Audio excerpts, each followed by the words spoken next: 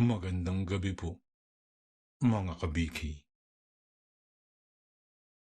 Welcome po sa ating Barangay Kapre.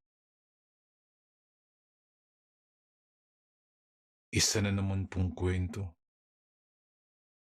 na hango sa tunay na pangyayari ang ating ibabahagi. Ating pakinggan. Matagal na kaming nakatira sa baryo Magsibol.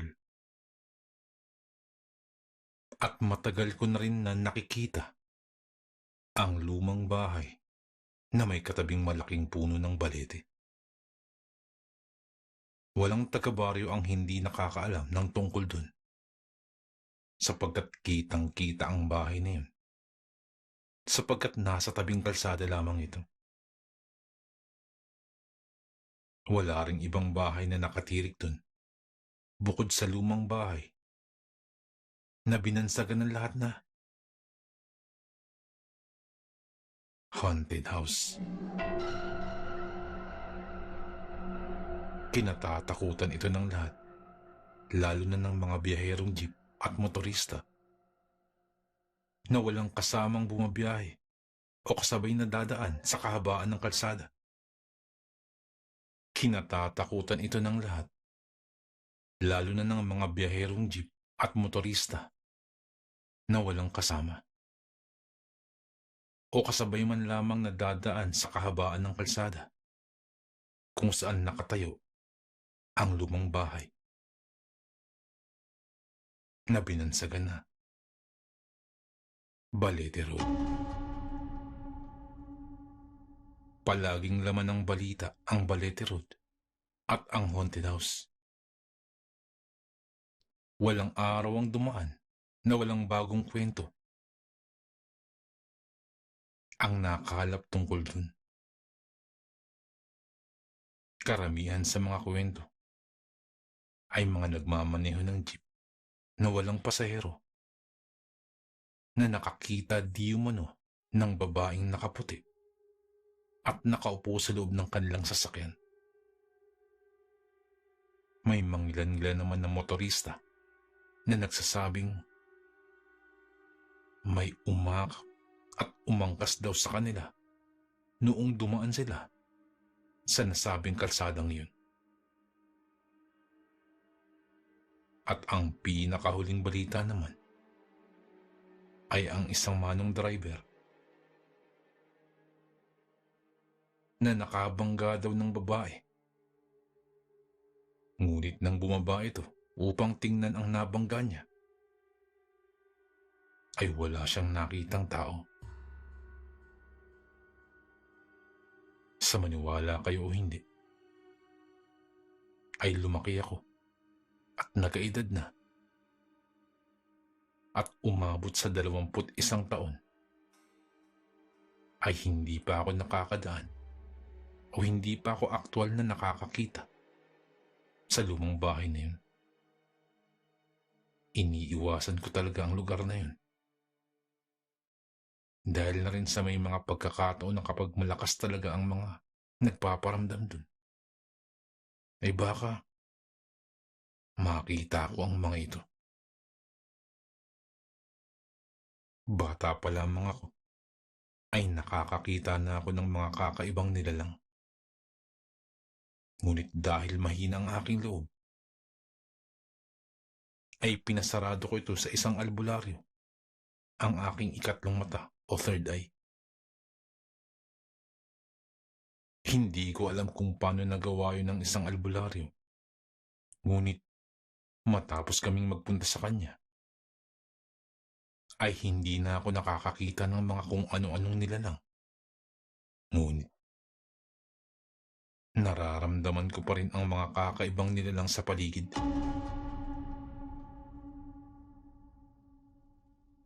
At minsan, kung talagang malakas ang enerhiya ng mga ito, ay nakikita ko pa rin sila.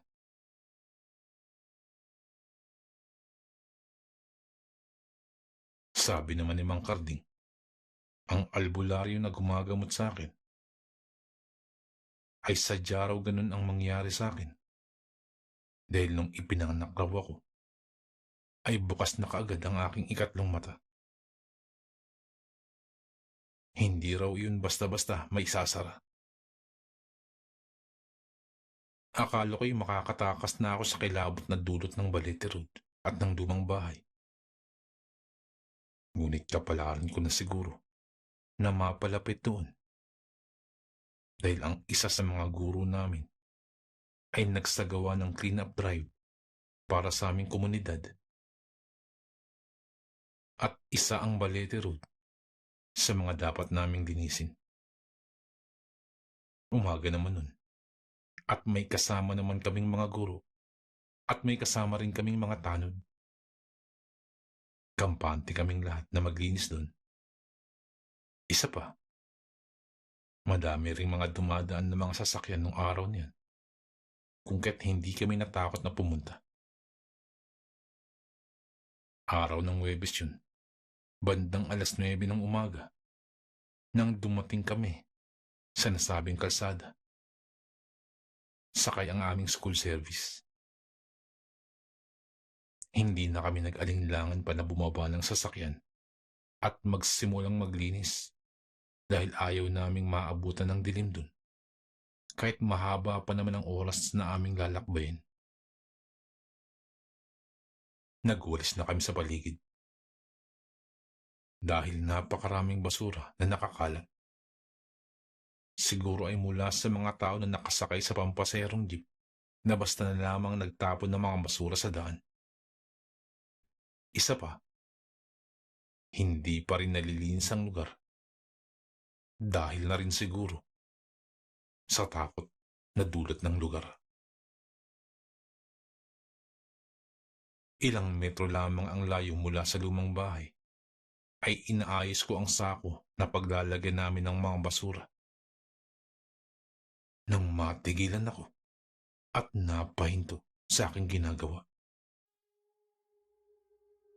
Kasabay ng pag-ihip ng hangin ay ang pagtaas din ng aking mga balahibo sa katawan. May kakaibang presensya akong nararamdaman at nagbigay iyon ng takot sa akin. Hindi ko magawang kumilos upang tingnan ang aking likuran. Hanggang sa may lumapit sa akin. Napagtanto ko na 2 kaibigan ko lamang yun at tinanong ako kung ayos lamang ako.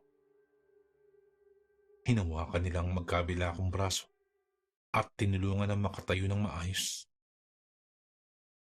Tinanong ko naman sila kung may nakita silang kakaiba sa aking likuran. Subalit, iling lamang ang kanilang isinagot. Isinama nila ako sa aming school service dahil ang akala nila ay sumama lamang ang aking pakiramdam dahil na rin sa init at pagod. Pinaupo nila ako sa pwesto namin sa loob ng sasakyan. Nakahinga naman na ako ng maayos nang makalayo na ako sa lumang bahay. Uminom din ako ng tubig upang tuluyang kumalma. Maya-maya pa'y nagpaalam ng aking mga kaklase upang ituloy ang ginagawa namin. Nagpaiwan naman ako upang magpahinga muna kahit sandali lamang. Ngunit isang malaking pagkakamali pala na hinayaan kong iwanan nila ako doon. Dahil nararamdaman ko na naman ang matinding presensya. Napatayo ako at naglakas loob ako na humakbang papunta sa may pintuan na nasa harapan ng sasakyan. Ngunit nakakailang hakbang pa lamang ako nang matigilan ako. Gamit ang natitirang lakas ng loob, ay humarap ako sa may dulo ng sasakyan. At doon nakita ang isang babae na nakaputing bestida. May mahabang buhok. Nakaupo ito sa gitna ng dulong upuan. Sa may bandang likod. Habang nakatingin sa akin. Tulong. Tulong. Basag at magaspang sa pandinig ko ang boses nito, na para bang nanggagaling sa ilalim ng balon. Hindi ko alam kung ano ang dapat kong gawin. Ngunit bago pa lamang ako makakilos, ay nagsisigaw na ako sa gulat nang biglang tumayo ang babae at mabilis na lumapit sa akin.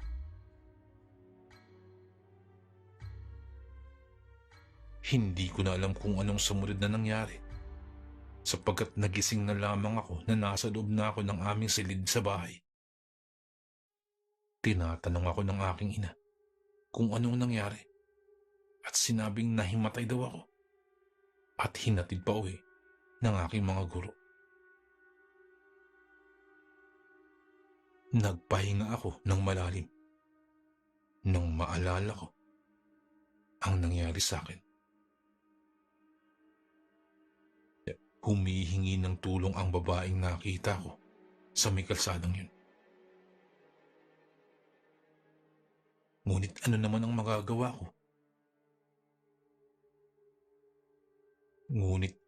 magagawa ko? Para matulungan siya? Isa pa, nakauwi na ako sa amin kung kaya't naisip ko na baka hindi ko na makita pa ang babaeng yun.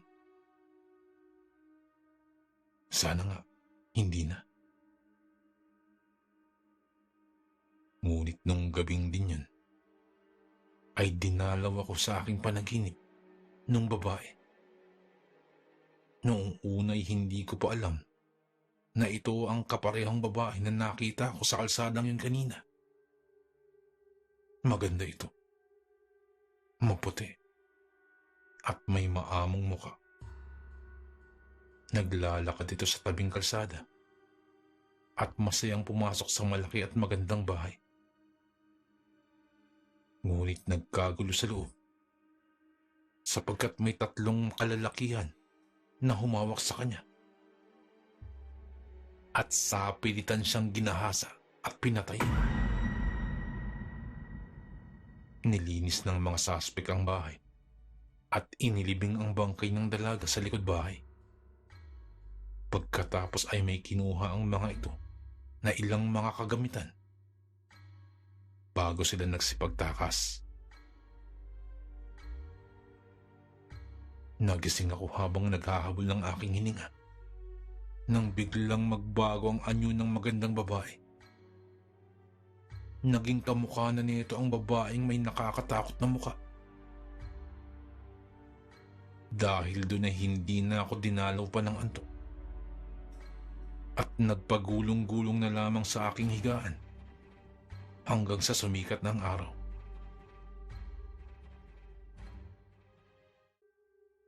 Simula nun,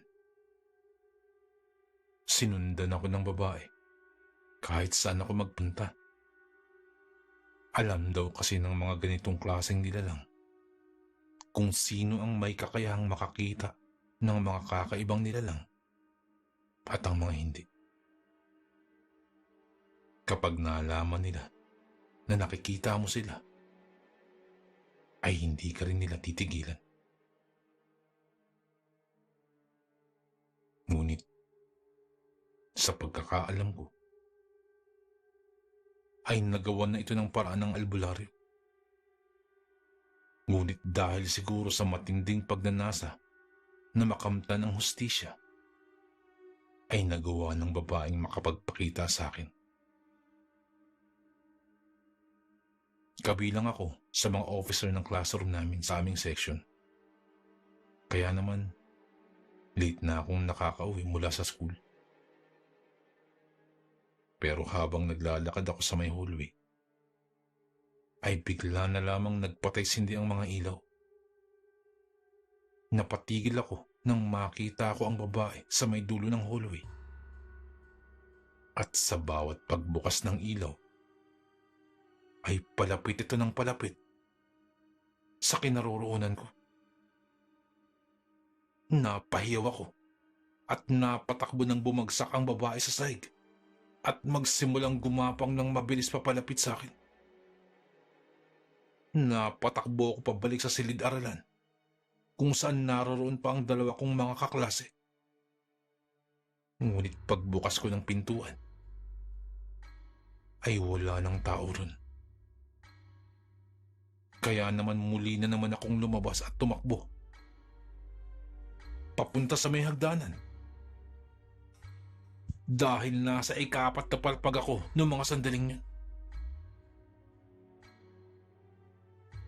Nagtatatakbo ako hanggang sa nakakita ako ng elevator at pumasok ako ron. At mabilis na pinindot ang buton upang maisara ang pinto. Ngunit habang papasara pa lamang ang pintuan ng elevator, ay napasigaw muli ako. Sapagkat nakita ko ang babae na gumagapang patungo sa akin. Pinagpipindot ko ang buton ng elevator upang sumara ito ng mabilis. Mabuti na lamang ay nagsara na ang pintuan ng elevator kung kaya't hindi nakapasok ang babae.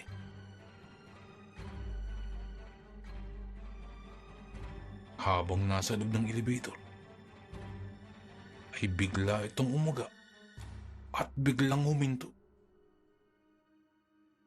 Namatay din ang ilaw dito. Kung kaya't nanginig ako sa takot. Ngunit ilang sandali lamang ay biglang sumindi ang ilaw. Ngunit nung mga sandaling yun, ay hindi ko na mapigilan ang mapalupasay. Dala ng matinding takot sapagkat naroroon ang babae nasa itaas. Nagtakip na lamang ako ng aking muka at isiniksik ang aking sarili sa sulok. At saka sinabayan ko ng dasal. Hanggang sa hindi ko na alam kung anong nangyari sa akin.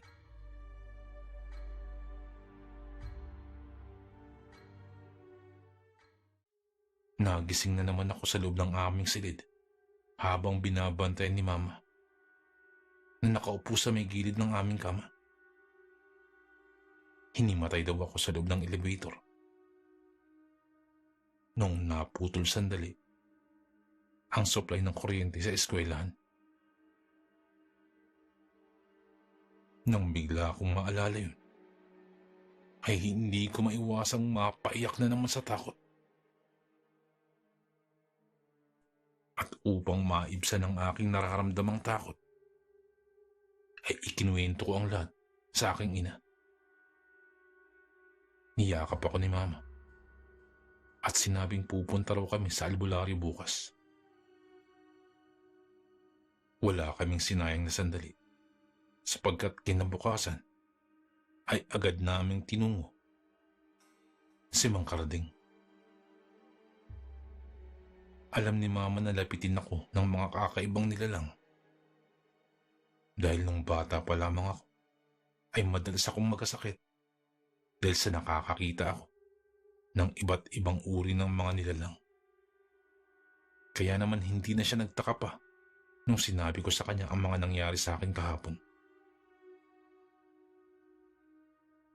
Nagsagawa ng kanyang ritual si Mang Karding. Kumuha ang matandang ng maliit na batya, nilagyan ng tubig at nagsindi ng kandila. May ibinulong ito sa may kandila bago sindihan at hinayaang tumulo sa tubig ang natutunaw na kandila na nasa batya. Makalipas ang ilang minuto, ay kinuha na ni Mang Karding ang imahe na nabuo mula sa natunaw na kandila. Sinundan daw ako ng babae sapagkat alam daw nito na nakikita ko siya. Kung kaya't humihingi ito ng tulong.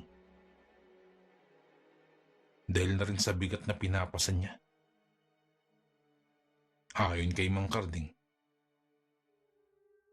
Ang gusto lamang daw ng dalaga ay mabigyan ito ng hustisya at mabigyan ng tamang libing.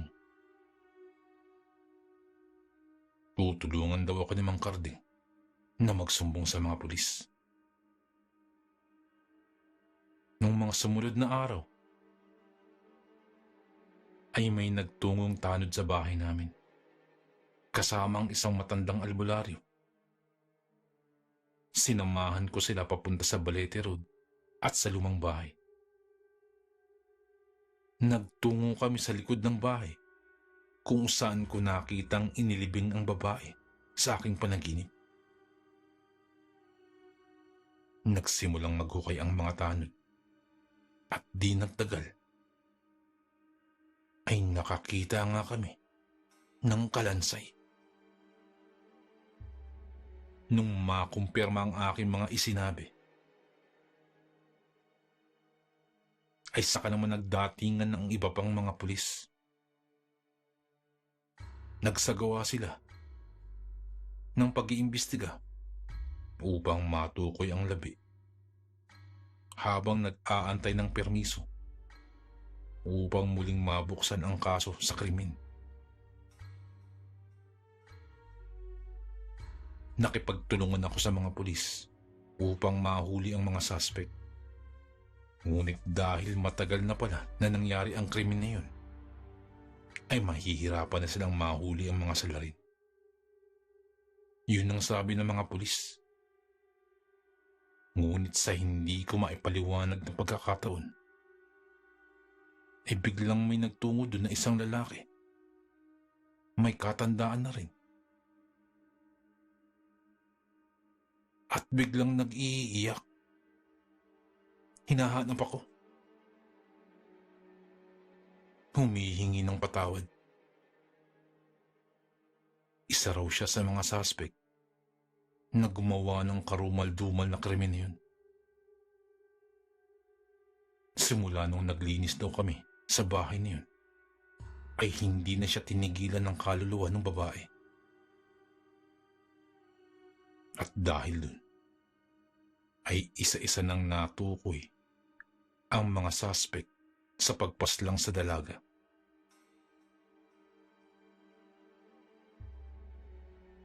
Hanggang sa nahuli ang mga ito. Bagamat matagal nang nangyari ang krimen, hindi makapaniwala ang mga kapulisan na nahuli ang lahat ng mga suspect. Dumating din ang pamilya ng dalaga at nagsagawa ng seremonya upang mabasbasan ng pare ang labi nito at malibing sa maayos na libingan. Para akong nabunutan ng napakalaking tinik sa lalamunan matapos ang mga pangyayaring yun. Nagpasalamat sa akin ang mga kaanak ng dalaga. Ngunit ang totoo nun ay hindi ko naman alam kung talagang nakatulong ba ako o hindi. Ang sa akin lamang nais kong matulungan ng dalaga upang lubayan niya na rin ako. Natahimik na ang buhay ko simula nun. At hindi ko na nakita pa sa paniginip ko ang babae. Ngunit sa kabila ng nakakatakot na pangyayaring yun, ay gumaan din ang aking pakiramdam. Sapagkat nakatulong ako ng isang kaluluwa na mabigyan ng hustisya.